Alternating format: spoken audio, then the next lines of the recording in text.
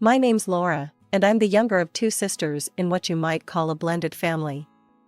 But blended implies some kind of harmony, and let me tell you, there wasn't much of that growing up. My mom had been married before, to some guy who died when my half-sister was 5. Then she met my dad, they got hitched, and pop. Out I came a year later. Sounds like a neat little package, right? Wrong. See, my mom had this house she inherited from her first husband. Nice place, nothing too fancy. She also owned a sewing factory. After she and my dad tied the knot, she asked him to help run the business. They made a good team, I'll give him that. Dad handled the money stuff, Mom took care of making things and dealing with people. They doubled the company's profits in no time. I remember overhearing them talk about the future once when I was little. They were in the kitchen, thinking I was asleep. I hope the girls will take over someday, Mom said. Keep it in the family, you know? Dad agreed. That'd be great. Laura's got a good eye for design already. And Sarah's sharp with numbers. Little did they know, Sarah had other ideas. My dear half-sister never let me forget that everything, the house, the business, even the damn spoons we ate with, belonged to her and Mom. This is my house, she'd say, blocking the door to her room. You're just living in it, 'cause your dad mooches off Mom. I was too young to understand why she was so mean. I just wanted to play with her cool toys or borrow a pencil to draw. But every time I touched something, she'd snatch it away. That's mine, she'd screech. My real dad bought it before he died. You can't have it. Mom tried to stop her. Sarah, honey, that's not nice. Laura's your sister. Half-sister, Sarah would spit back. And she gets everything. It's not fair. Dad never said much during these fights. He'd just pat my head and tell me to ignore her. But how could I? She made my life hell. One day, I found some colored pencils in the living room. I was so excited, finally, I could draw the beautiful dresses I saw in my head. I started sketching, lost in my own little world. Then Sarah stormed in. Those are mine, she yelled, grabbing the pencils. Before I could stop her, she tore up my drawings. I ran to Mom, sobbing. She hugged me tight and marched over to Sarah's room. That's enough, I heard her shout. You will not treat your sister this way. But nothing changed. Sarah kept finding ways to remind me I didn't belong. And as we got older, it only got worse. As we grew older, my parents tried their best to keep the peace. They'd buy us the same clothes, give us equal gifts on holidays. But it was never enough for Sarah. Laura's sweater is softer, she'd complain. Or, her necklace has more jewels. You always give her the best stuff. It didn't matter that it wasn't true. In Sarah's mind, I was the favorite, the interloper stealing her rightful place. When I was about 10, my parents decided to sell the old house and buy a bigger one. I remember the day we moved in, how excited I was to have my own room. This is amazing, I squealed, twirling around the empty space. Sarah appeared in the doorway, her face dark. Don't get too comfortable. This house belongs to me and Mom. You're just a guest here. I felt my stomach drop. Even in this new place, nothing had changed.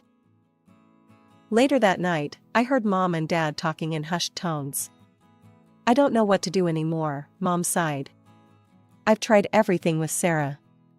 Maybe we should take her to see someone, Dad suggested. A therapist or counselor? Mom agreed, and soon Sarah was going to weekly sessions. But if anything, it only made her more resentful. Oh, so now I'm crazy, she spat one day after a particularly rough appointment. You just want to fix me so precious Laura can have a perfect life. I wanted to scream that my life was far from perfect with her in it, but I kept my mouth shut. It never did any good to argue with Sarah. As the years went by, Sarah's victim complex only grew. Everything was someone else's fault, usually mine. She'd complain endlessly about how unfair her life was, how no one understood her.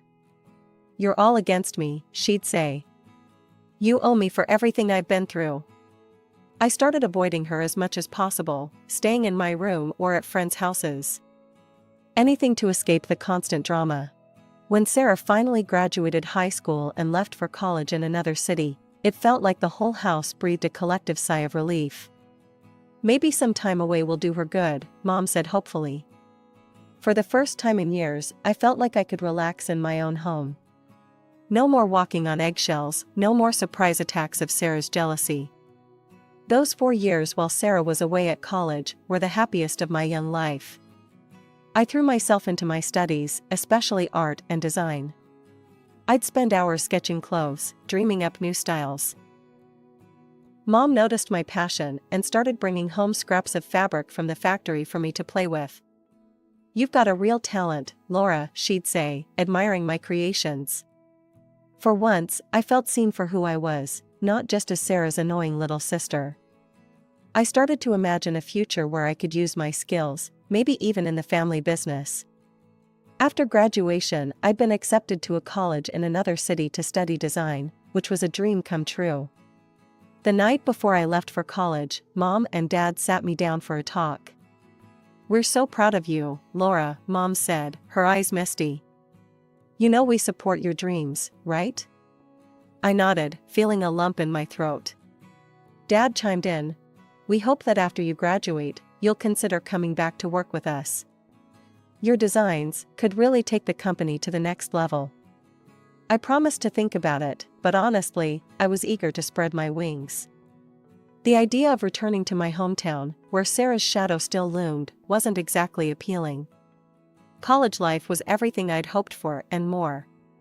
It was during my second year that I met him. Jason. He was a few years older, working on his master's in business. We bumped into each other at a campus coffee shop, quite literally. I spilled my latte all over his shirt. We got to talking, and before I knew it, hours had passed. Jason was funny, smart, and actually listened when I talked about my designs. We started dating soon after. As graduation approached, Jason and I talked about our future. We'd been together for over 2 years by then, and things were getting serious. "I've got a job lined up here in the city," he told me one night over dinner. "What do you think about staying here? Maybe, together?" My heart soared at the idea. I'd landed a position as a junior designer at an up-and-coming fashion company, and the thought of building a life with Jason away from all the family drama was incredibly tempting. But I knew I had to tell my parents face to face. So, we planned a trip back to my hometown. I was nervous about introducing Jason to my family, especially since I knew Sarah would be there too. To my surprise, the visit went better than I could have hoped. Mom and Dad loved Jason, and even Sarah was, well, not exactly warm, but at least civil. She didn't make any snide comments or try to undermine me, which was a first. Over dinner, I broke the news about my job and my plans to stay in the city. "That's wonderful, honey," Mom said, but I could see a hint of disappointment in her eyes. Dad cleared his throat. "Actually, we had an idea we wanted to run by you. What if you opened a branch of our company in your city? You could be in charge of design, create your own line." I was stunned. It was a generous offer, one that would allow me to pursue my dreams while still being part of the family business. "Can I think about it?" I asked. They agreed, and the rest of the visit passed pleasantly. As Jason and I were leaving, Sarah pulled me aside. "Hey, I know things haven't always been great between us," she said, looking uncomfortable. "But I'd like to try and change that. Maybe I could visit you sometime?" I was skeptical, but nodded. "Sure, that'd be nice." Life settled into a comfortable rhythm after Jason and I returned from my hometown. I threw myself into my new job, learning the ropes and impressing my bosses with my designs. Jason and I started talking about marriage, looking at apartments, dreaming of our future together. Everything seemed perfect. Then, about 3 months after our visit home, I got a surprise call from Sarah. "Hey, little sis," she said, sounding oddly cheerful. "I'm in town. Mind if I crash at your place for a bit?" I nearly dropped the phone in shock. Sarah, voluntarily coming to see me? It seemed too good to be true. But I remembered her olive branch from our last meeting and decided to give her a chance. When Sarah arrived, I barely recognized her. Gone was the scowling, resentful girl I'd grown up with. This Sarah was all smiles and hugs. Over dinner that first night, she dropped a bomb on me. "I've been thinking," she said, twirling pasta on her fork. "Why don't you come back home? We could work together at the family business. It'd be great." I nearly choked on my wine. "What? But I just started my job here. And Jason?" Sarah waved her hand dismissively. "Bring him along. There's plenty of opportunity back home." I shook my head. "Thanks, but no. Actually, Mom and Dad suggested I open a branch here. I'm still considering it." For a moment, I saw a flash of the old Sarah, a tightening around her eyes, a slight downturn of her mouth. But it passed so quickly, I thought I might have imagined it. "Well, if you won't come home, maybe I could stay here a while longer?" she asked. "We've got so much catching up to do." Against my better judgment, I agreed. And to my surprise, living with Sarah wasn't the nightmare I'd expected. She was helpful, even taking over most of the household chores. We'd stay up late, talking about our childhood, laughing over shared memories. It felt like I was finally getting the sister I'd always wanted. One night, over a bottle of wine, Sarah brought up the idea of us working together again. "What if we opened that branch together?" she suggested. "You handle the design, I'll do the business side. We'd make a great team." The idea was tempting. Despite our rocky past, Sarah and I had been getting along so well. And having her business acumen could really help get the new branch off the ground. "Let me think about it," I said, not wanting to commit just yet. As the weeks passed, Jason started coming over more often. At first, I was nervous about how he and Sarah would get along, given our history. But to my relief, they seemed to hit it off. I'd come home from work to find them laughing over inside jokes, or deep in discussion about some business concept. It warmed my heart to see two important people in my life getting along so well. Jason and I set a date for our wedding, just 6 months away. I designed the invitations, carefully curated the guest list, and agonized over every detail of the menu and decorations. Sarah was there every step of the way, offering suggestions and support. Meanwhile, Jason and I had decided to open the branch of my family's company after the wedding. Sarah and I spent many evenings discussing our plans, getting more excited with each conversation. "We're going to make an amazing team," Sarah said one night, clinking her wine glass against mine. 2 months before the big day, I was juggling work, wedding prep, and future business plans. Life was hectic, but wonderful. Then came the call that changed everything. "Laura, it's Dad," his voice sounded strained over the phone. "Your mother, she's not well. She's been feeling poorly for a while, but you know your mother, always putting on a brave face." He paused, and I could hear the worry in his silence. "I'm struggling to keep up with everything, the business, the house."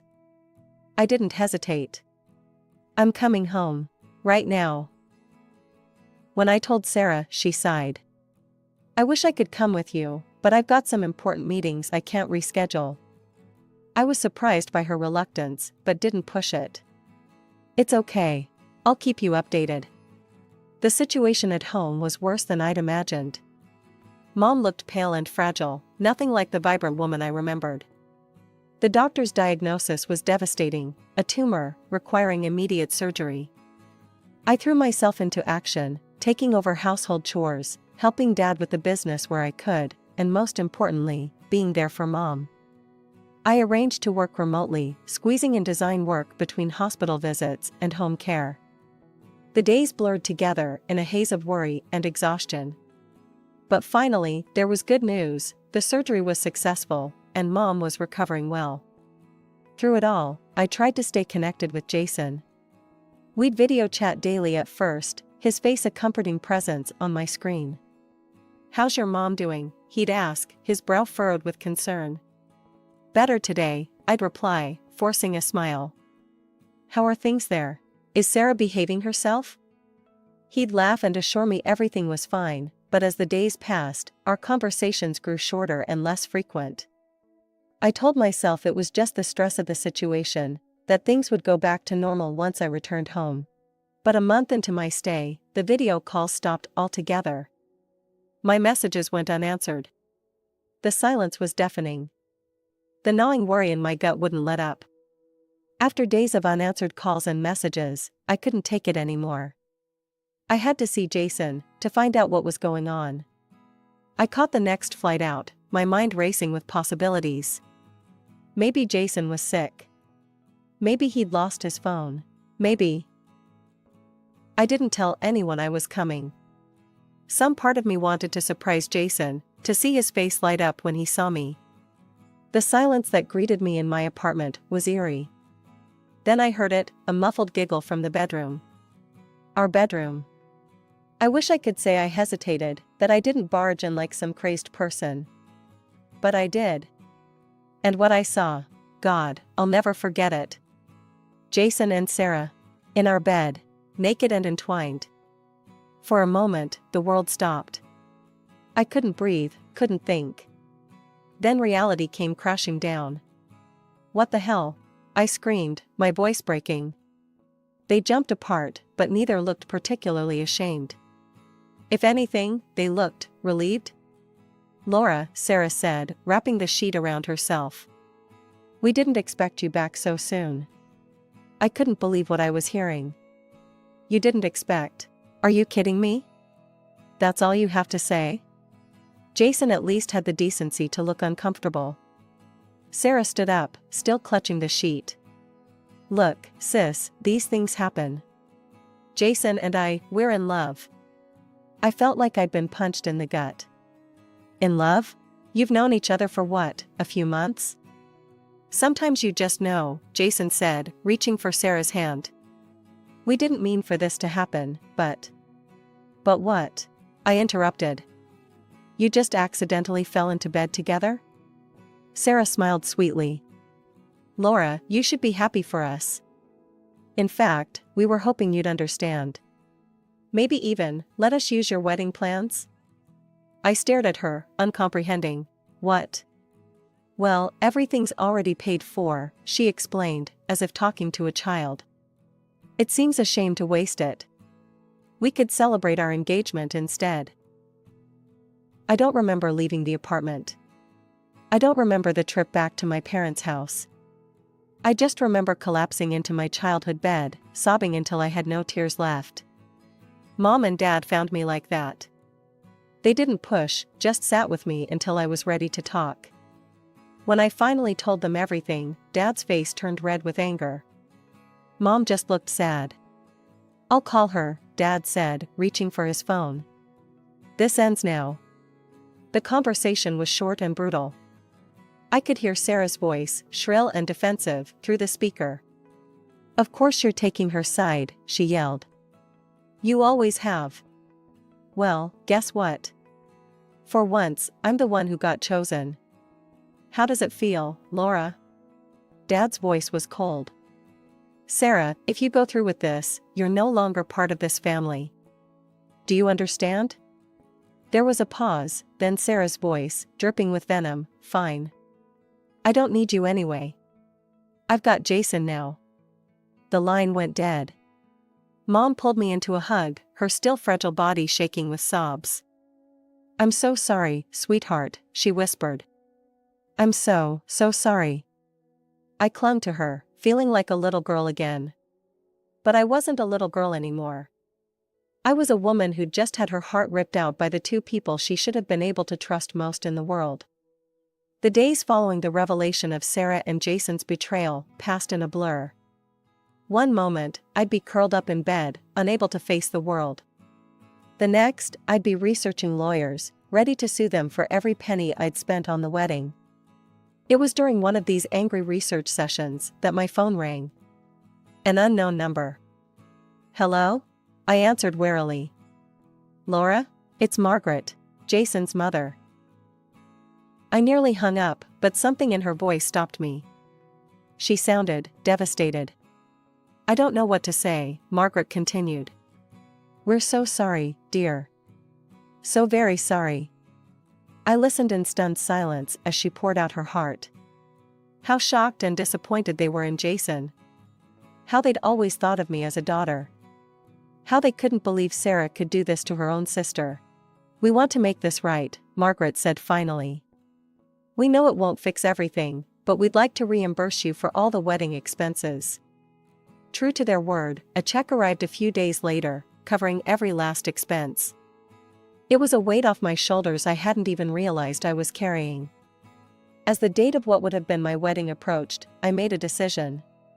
I couldn't go back to the city, not yet. There were too many memories, too much pain. Would it be okay if I stayed here for a while?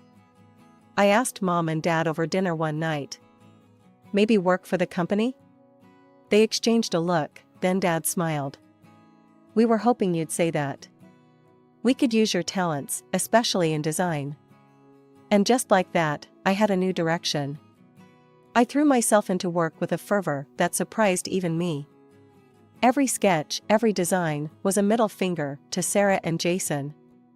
Look what you gave up, I thought bitterly. Look what you lost. The day of Sarah and Jason's wedding came and went.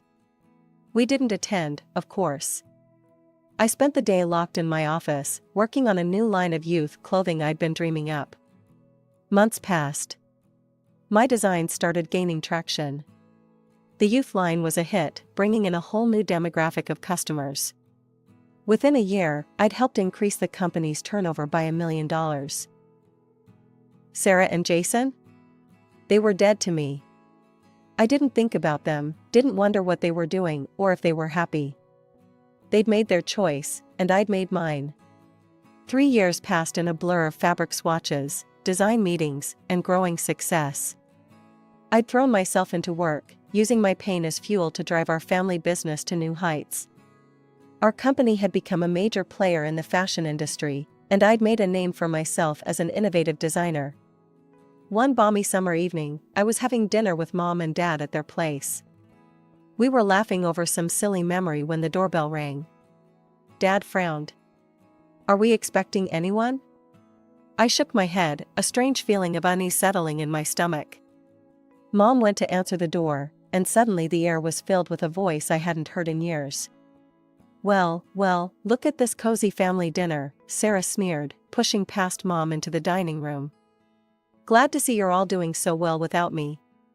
I stood up, my chair scraping against the floor. Sarah, what are you doing here? She looked different. Haggard, angry, with dark circles under her eyes.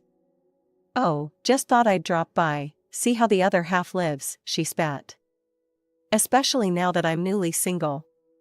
Dad's eyes narrowed. What happened to Jason? Sarah let out a bitter laugh. Turns out, once a cheater, always a cheater. He left me for his secretary. Ironic, isn't it? I felt a twinge of something, not quite sympathy, but a grim satisfaction. Karma, indeed. I'm sorry to hear that, I said, not entirely truthfully. But why are you here? Sarah's face hardened. I want what's mine, my share of the business. I'm family too, remember? Dad stood up, his voice firm. Sarah, you gave up any claim to this family and this business when you betrayed your sister. You're not getting anything. You can't do this, Sarah screamed, her composure cracking. You can't just cut me out.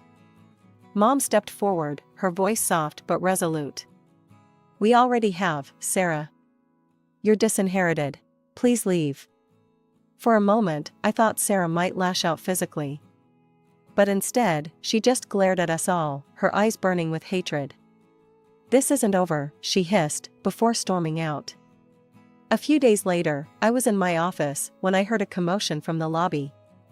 I rushed down to find Sarah in the middle of our workspace, screaming at the top of her lungs. You're all being deceived, she yelled at our bewildered employees.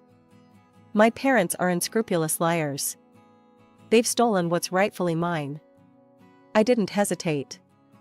I called the police, keeping my voice calm, despite the chaos around me. We need officers at fashion-forward designs immediately. We have an unstable individual, causing a disturbance. Even as security tried to remove her, Sarah kept fighting. Over the next few days, she escalated her attacks, trying to break into our parents' house, smashing windows, and in a final, terrifying act, attempting to set fire to the front door. It was clear this couldn't go on. With heavy hearts, we took legal action, obtaining a restraining order that banned Sarah from approaching me, our parents, or any of our properties. As I sat in my office after the court hearing, looking out over the city I'd come to love, I felt a complex mix of emotions. Sadness for the sister I'd lost, anger at her actions, but also pride in how far I'd come. I was now a respected entrepreneur and fashion designer, my name known throughout the industry. Love? That could wait. The wounds from Jason's betrayal had healed, but I wasn't ready to risk my heart again. Not yet. For now, I was content to pour my passion into my designs, into building something lasting and beautiful.